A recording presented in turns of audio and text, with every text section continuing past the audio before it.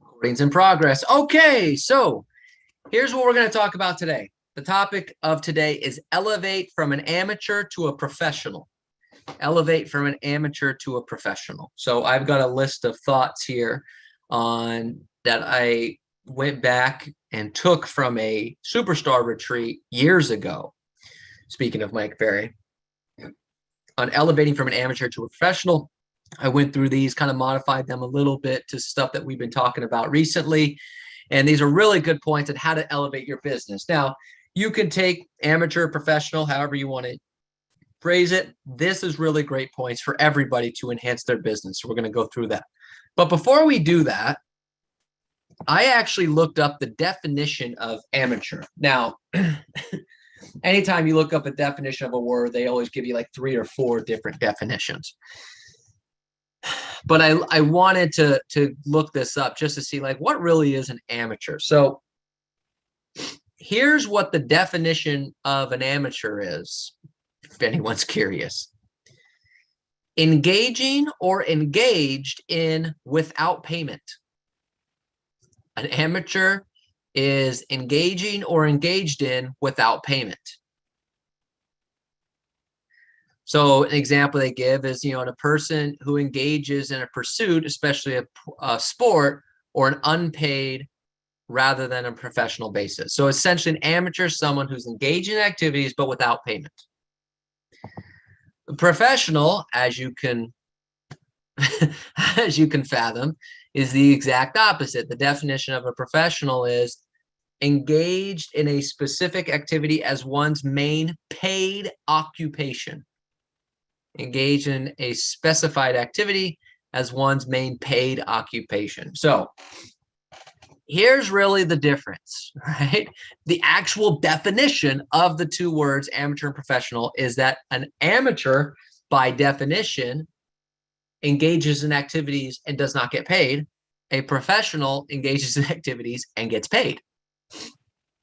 So it really is that simple of a difference between one person gets paid and one person doesn't. So we need to talk about how do you elevate from an amateur to a professional, because I'm guessing everyone here got into real estate to make some money. Can I guess correctly on that? Yes. Okay. Just want to make sure that I'm in the right room. I love the people that say, well, I got into real estate because I love people and houses and stuff like that. Okay. So let me ask you, would you do it for free? No. Okay. You got in it for money. Okay. That's great. Yes, you can make money by dealing with people and houses and all these other different things, but you wouldn't do it for free. I had a boss one time tell me one of the people in our office were complaining about their job, and he goes, look, let me tell you the truth. Nobody likes their job. That's why they have to pay you to go. And I just thought that was a really good point. You wouldn't do it for free. We'd all be doing something else today. It's beautiful outside. So that's the difference between an amateur and a professional. So let's go through these different points on how do you elevate from an amateur to a professional. Now, here's the thing. You've heard some of these before. Maybe you've heard all of them before. Maybe it's the first time you've heard it, or maybe it's a great reminder, even though it is something you've heard before. They're not written in any particular order of importance. This is just how they're written. So let's dive into the first point here. Elevate from an amateur to professional. Point number 1, be more specific in the personal goals that you set. Be more specific in the personal goals that you set.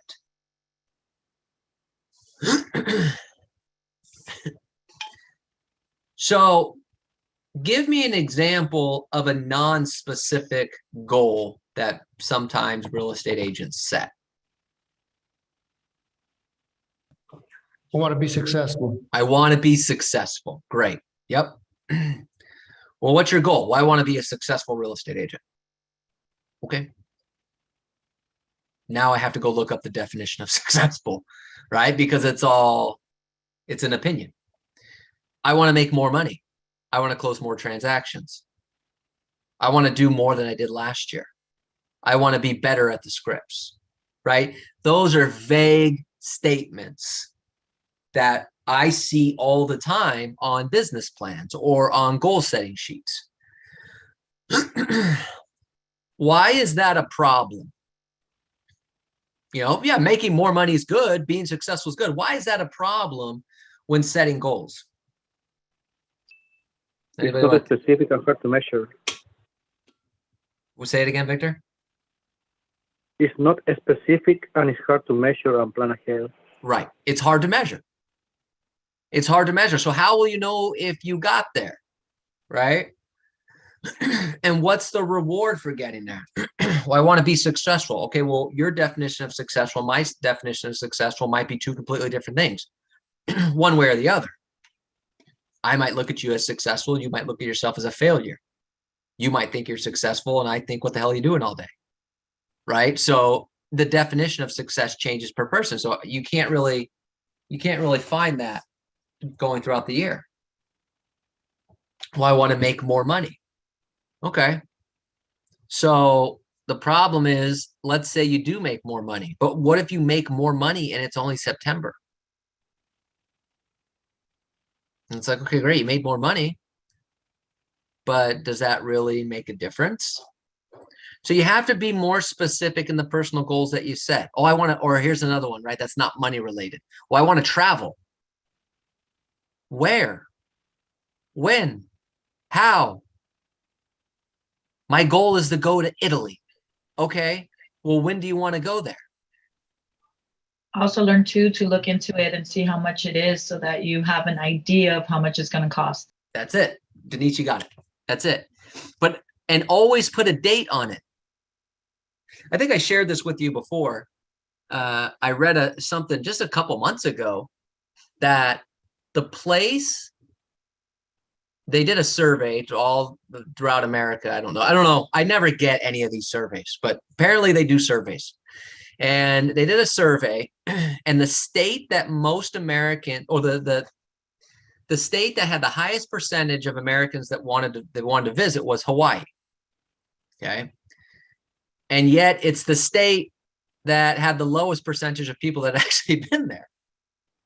So everyone essentially just puts on their goal. I want to go to Hawaii. I want to go to Hawaii, but they never get there, because if you don't put a date on it, there's no time frame. There's no goal to get there. There's no plan. There's no structure. And then to Denise's point, once you figure out where you want to go, how much is it going to cost? First class, coach, whatever it may be. What hotels do you want to stay at? Be more specific in the goals that you set. Then it becomes reality. And then it's like, all right, now I can really go for something. On that note, though, make sure that you are realistic in the goals that you set. So let's just stay on the same topic. Well, I want to go to Hawaii. I want to take the whole family to Hawaii. First class tickets. We're going to stay at the Ritz on the beach. Blah, blah, blah, blah. Well, how much is this going to cost you? Well, it's going to cost me $90,000 for the whole family, the aunts, uncles, the whole thing. Okay, great. How much do you have saved right now? Well, I have none. When do you want to go? I'm hoping in June. That's probably not going to happen. Okay, I want it to happen, but it's probably not going to happen. So you have to be somewhat realistic in the goals as well. Now, it doesn't mean that you just set the goals really low, right? But you have to be somewhat realistic on it. Sometimes agents get mad at me because they'll say, well, I want to close 50 transactions this year. And I'll say, great. How many did you close last year? Well, I closed 4. I'm like, okay, great. I'm glad that you're shooting for 50, but the chances of going from 4 to 50 is probably not likely. Okay. So why don't you shoot for 10, 15, something like that? So you have to be realistic in the goals as well. All right. Second point is a realistic, workable business plan. A realistic, workable business plan.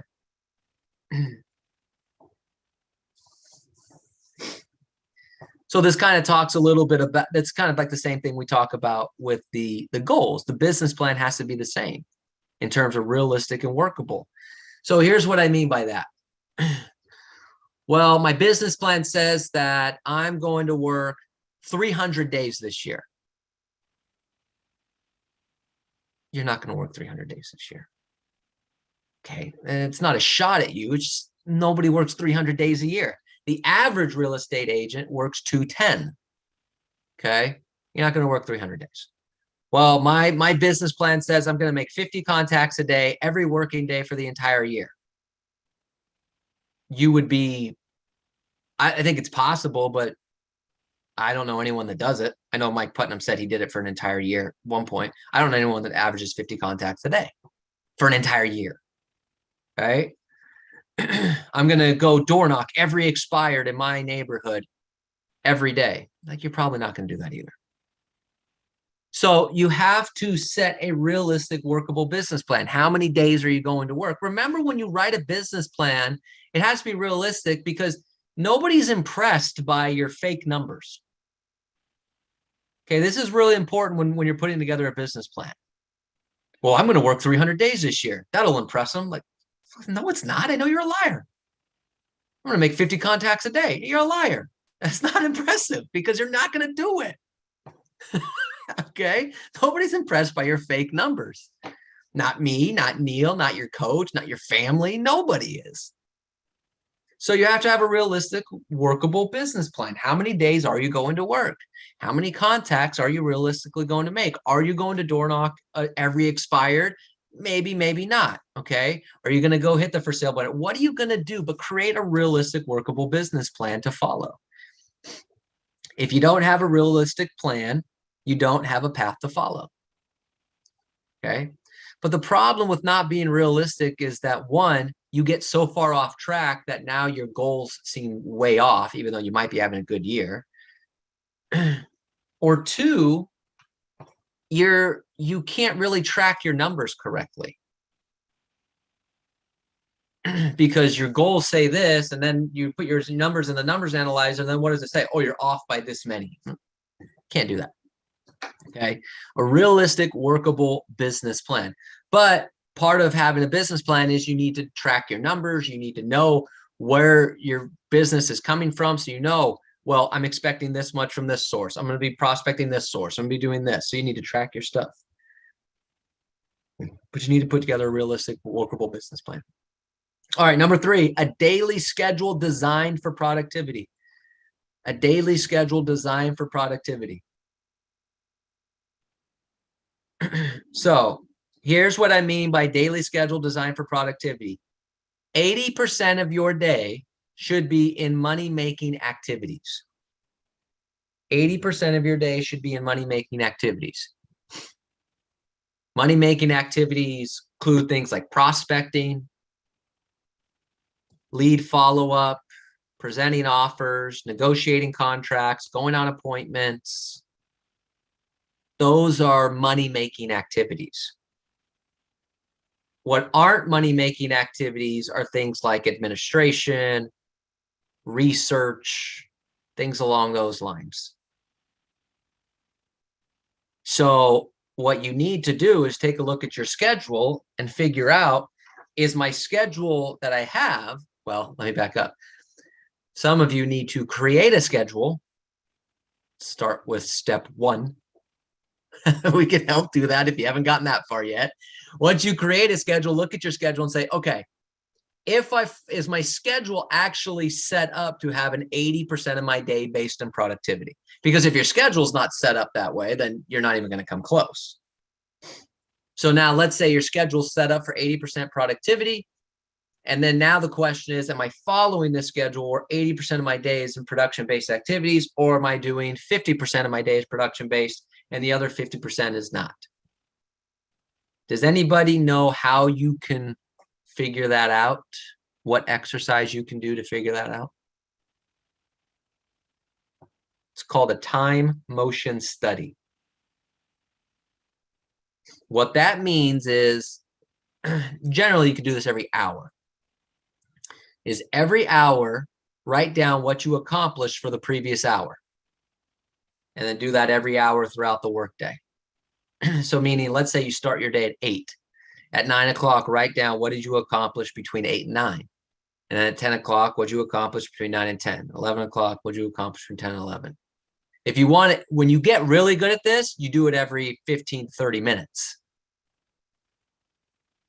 but start with an hour and then figure out, but you have to be specific in what you accomplished. Otherwise it won't work. Let me give you an example. You say, well, from 9 to 10, well, I prospected. Okay, that could be misleading.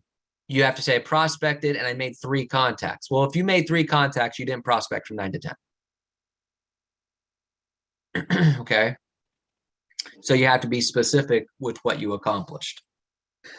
But 80% of your day should be in production-based activities. You need to spend 80% of your day making money, 20% of your day servicing that money.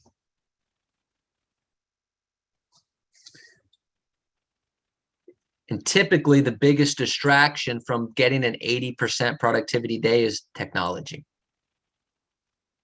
Keep going back to the email. Anyone guilty of any time that email box bings, you rush to it to see what it is? I gotta see. Who is it? And what percentage of the time is it important? Very little. Very little. I got an email. Maybe they accepted my offer. Do you have any offers out? No. Boy, that's really going to be hard to do. I don't have any offers written, and I'm checking to see if they accepted it. Holy cow. Right? Technology. All right. Point number 4, the discipline to role play and practice every day. The discipline to role play and practice every day. Let's make this very simple. Professionals practice, amateurs don't. Professionals practice, amateurs don't.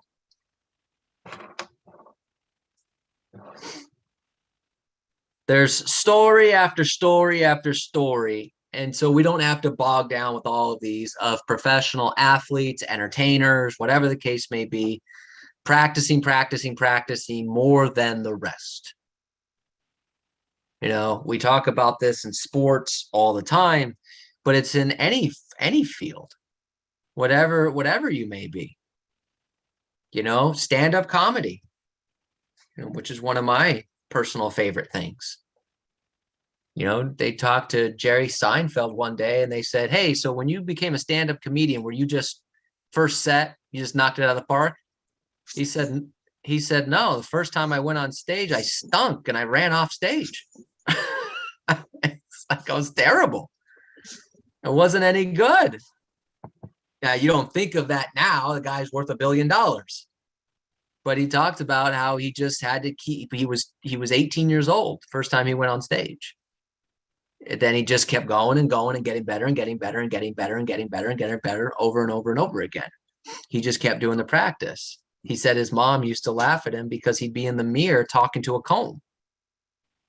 He was telling jokes, like he was getting practice. Professionals do it. Amateurs don't. You know, I remember the story of when, for those of you that follow basketball, years ago, well, not years ago, like decades ago, but a while ago, LeBron James was on the Miami Heat, and it was him and Dwayne Wade and whatnot. And the first year they didn't win the championship. So the second year, you know, they're obviously the favorites to go. So they play the Lakers, and they beat the Lakers. It was in Miami. They beat the Lakers. So LeBron, Dwayne Wade, they go shower, they get cleaned up. They're walking, you know, through the court to get to their cars, and they notice that Kobe was down there practicing after the game because he had a bad shooting night. So he was just shooting 15-footers constantly. Now the game's over. They lost the game. And the story goes, Dwayne looks at LeBron and goes, if we want to win a championship, that's what we got to be like. And they turned around, went back to the locker room, got their clothes back on, and went out and practiced that afternoon. That's what then they ended up going to win the championship that year. That's what professionals do. You have to accept the fact that if you want to be a professional, you have to role play and practice every day. Not when you feel like it, not every other day, every day. It's part of the gig. It has to be a no matter what. Now, here's the other thing, though. You have to practice and role play at a high intensity level. Because I will say this quote every day if I have to. Poor practice, no matter how much you do, will not make you any better. So it's not just the discipline to role play and practice every day. It's the discipline to do it at the most intense level possible. Now, I get it. The adrenaline's not there, so it's not as quite as realistic as possible, but do the best you can. Write notes. Okay. If you're doing a pre-qual role play, actually write their answers. 3 bedrooms, 2 bathrooms, 1,600 square feet. Okay. Don't just go through the motions. That's not how you're going to get any better. Okay. Basketball players don't just go, you know what? You know what we're going to do today? I'm just going to do some layups, maybe shoot some jumpers with my opposite hand. That's not what they're going to do. Okay.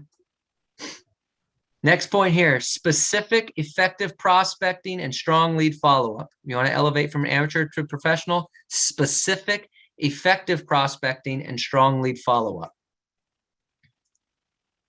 Specific effective prospecting and strong lead follow-up.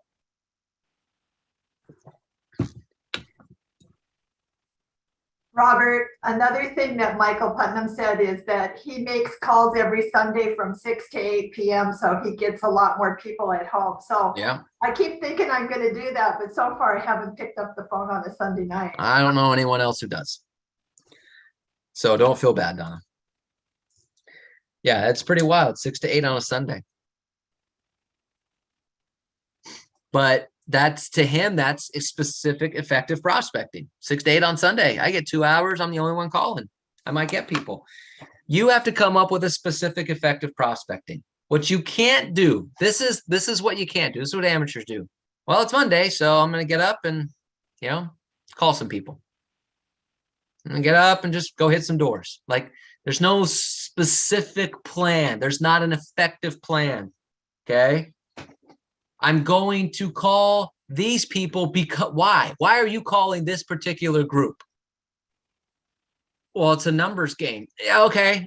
Why are you calling this group? Well, I have a buyer that's looking in this area. Okay, that's specific. And effective is following a script and trying to find a deal. Well, I'm calling this group because for rent by owners are a great topic. I'm calling this group because they're condos that are 2 bedrooms or smaller, and I want to see if they want to sell. I'm calling this group because I have a listing and I just want to call around the area, or door knocking, calling, whatever the case may be. But you can't just say, well, I'm calling Alhambra. Why? I don't know. Just calling Alhambra. Okay, that's good. So you have to be specific in who you're targeting. And then effective is, do you have a script? Do you follow the script? Okay. Is it an actual profitable prospecting source for you? That's also part of effective. Let me give you an example. Well, here's what I want to do. I really want to call around this area. Okay, great. What's the turnover in that area? Well, I don't know. You should look that up. Well, the turnover is once every 28 years. I would probably call a different neighborhood.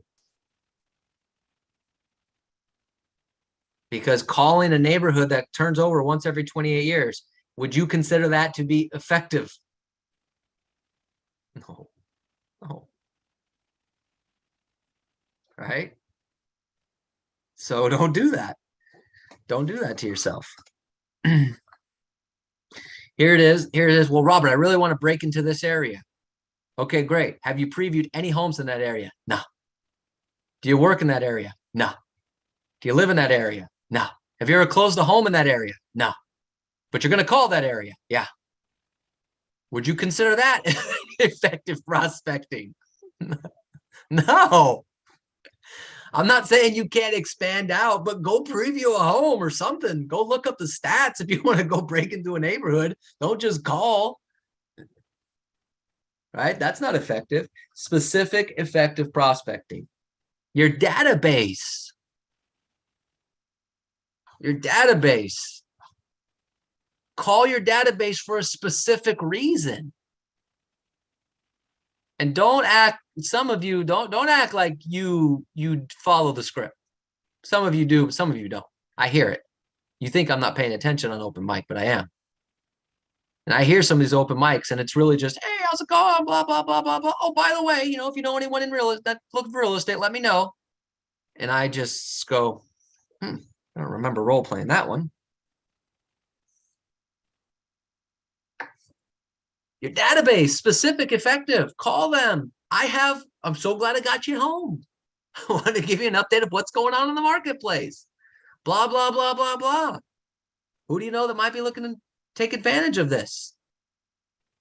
Specific, effective prospecting at all levels. All right. That's what it's about. Not just door knocking randomly, calling randomly, not having a plan, not knowing where you're going to go, not knowing what you're going to do. But here's also part of a specific, effective prospecting. Know what you're good at and what you're not good at. Okay. I know this is one of the things I beat to death, but I'm just hoping one day more than 3 people will listen. If you haven't closed an expired listing for 5 years,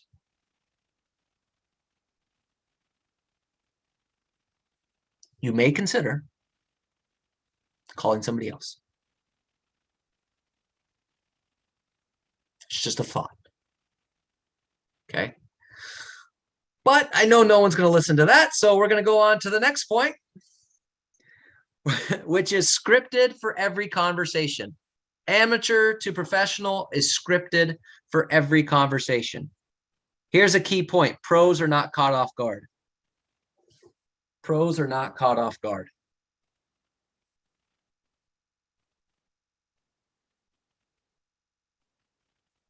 Let's be honest here.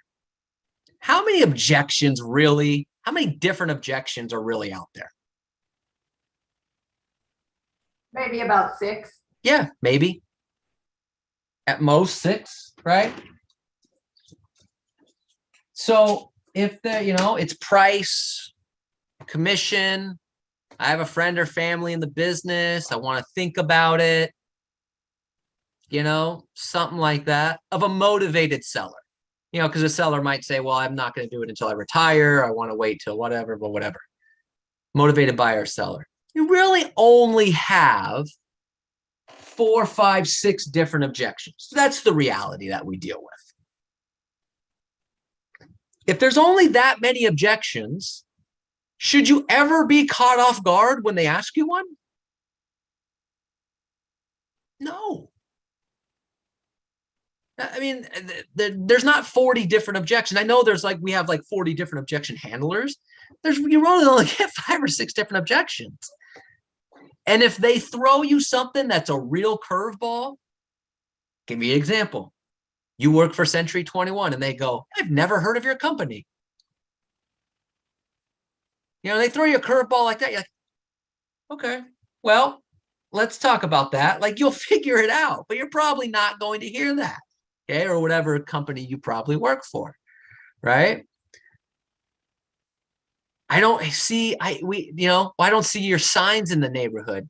You go through your entire real estate career without hearing that objection. Maybe once, twice. Very rarely you're going to hear that. Okay, which, as you know, the correct objection handler to that is, Robert, I never see your signs in the neighborhood. That's because my homes sell so fast. Sign goes up, comes right back down.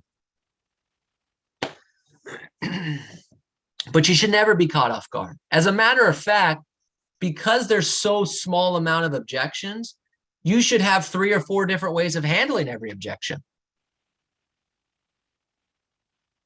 It's like when someone asks a question and say, do you want the long answer or the short answer? That should be your mentality when they give you an objection.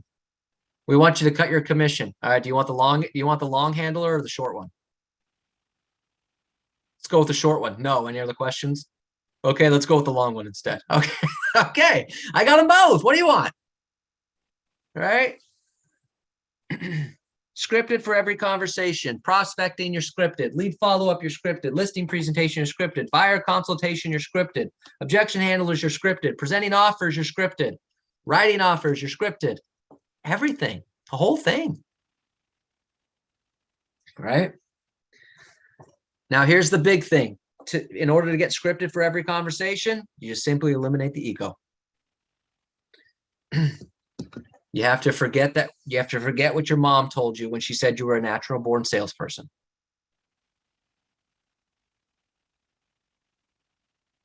It's like Bobby Boucher. But Mama said, no, stop it. Some of you don't know the Bobby Boucher reference. That's okay. We'll get past it. Another day. Eliminate the ego. Scripted for every conversation. All right, a couple more points here. Pros operate from controlled emotions. Pros operate from controlled emotions. Keep the emotions between the lines. Essentially what that means is that amateurs get overly dramatic, which means they get too high and they get too low. Professionals keep it between the lines. Because when you get too high, you're not very productive. And when you get too low, you're not very productive. So when you're on a constant emotional roller coaster, you're only productive between here and here. And if you're here, and then it's like, okay, productive, and then you're not productive anymore, and then you're productive, then you're not productive anymore. You're too much on an emotional roller coaster. You have to keep the emotions between the lines, okay? Don't get too high, don't get too low. Now, that doesn't mean don't be emotional. Be excited when things go well, be frustrated when they go bad, but you have to keep it between the lines. You can't get too emotional on a process. Here's the deal. Does everything go completely smooth in real estate? Okay, so everyone's in agreement on no. No. No. No, it doesn't go smooth in real estate. So you have to keep your emotions between the lines. Otherwise, this is your day. I got an appointment. Yay! Appointment canceled. Shoot! I got a listing. Yay! We're in escrow. Oh, appraisal came in short. Shoot! This is your day. You can't do that to yourself. Real estate is too much going on. You have to keep your emotions between the lines. And here's all jokes aside. Here's what'll happen if you don't keep your emotions between the lines. Burnout. You'll burn yourself out. You'll be emotionally exhausted and you just won't make it very long. That's just the truth. All right, I got 4 more points here. Professionals ask a lot of questions and are curious. Professionals ask a lot of questions and are curious. We talk about that a lot, so I'm not going to spend too much time on this, but professionals ask questions constantly. Tell me more about that. Why are you doing that? Where did you hear that? You know, like everything's a question. So what I would challenge you to do is to work on whatever somebody gives you a statement or whatever somebody gives you an objection, don't handle it right away. Ask a question. Well, we think the market's going to crash. Okay, great. I'm curious. Where did you read that? I'm curious. What information have you gathered that makes you think the market's going to crash instead of going, well, that's not going to happen. And let me tell you why. All right. Well, we want to wait because we think we want to wait to see what happens with the market. Okay, great. Well, what are you waiting for? What do you need to see from the market? Right? Asking a question instead of, well, you don't want to wait because let me tell you. Questions, curious. This is one of my favorite Mike Ferry lines ever. He says, asking questions is the difference between making a fortune and just making a living. Asking questions is the difference between making a fortune and just making a living. You have to get better at asking questions. Now, here's a little tip for you. Just like we talked about, there's not many objections. You really only need to master a few questions because you could ask the same questions to every person. You don't have to come up with new questions for everybody. So if you can get 5, 6 really good questions, you could just rinse, wash, repeat. It's like, okay, I got these 5, 6 questions locked in. So whenever I get on the phone or whenever I'm in person, whatever, I've got these 5, 6 questions I can ask anybody forever. Nobody will know the difference. You don't have to come up with new stuff every time. So figure it out. Worst case scenario, if you ever get stuck, this is what you should do. Say, tell me more about that. If you ever get stuck, Well, we're thinking about waiting to see what what happens with the market, and your brain doesn't work. Anyone ever have that where you know what to say, but at that very moment, your brain doesn't work? Okay. So it's me and 39 liars. Great. Okay. So when that happens and the brain doesn't work, if you can just muster out, tell me more about that. It'll buy you so much time. Well, we're thinking about waiting to see what happens with the market. Tell me more about that. Well, we want to see you. All right. I freed myself up. Come on, brain. Don't do this to me again. Tell me more about that. Tell me more about that. All right. All right. Last 3 points here. This next point is kind of a follow-up on asking questions, that professionals are intent on listening. They're intent on listening. But here's the key. Listening to understand, not listening to know when to respond. It's a difference. Are you listening to understand or just listening to know when is your cue to respond? So you're going through the presentation and it's like you're listening to them, but it's like, okay, are you done? Okay, great. Well, buyers determine value by, and it's like you didn't hear anything that they said. Okay, you're listening to understand, not necessarily just listening to respond. Now, this goes back to a previous point though. What is something that you need to do to help listen to understand as opposed to listening to respond? What do you need to have really figured out? Know the script. Know the scripts. Right, Valerie. If you know the scripts, Memorize. If you memorize the scripts, you're not really concerned about what to say next because you've already got it. So you can listen more intently on what they're trying to say. If you don't know the scripts, you're just worried about what to say next. So you're not really listening to understand. You're just listening. Okay, that's the end of their cue. The next line is this. Know the scripts. All right, last 2 points here. Elevate from an amateur to professional. Never allow rejection to affect your results. Never allow rejection to affect your results. Real estate is a numbers game, which means real estate is a rejection game. You're going to face massive amounts of rejection. You can't let that affect your results. You need to get to the end result, no matter how much rejection it takes. Now, the goal is to face less rejection as you get better and more experienced.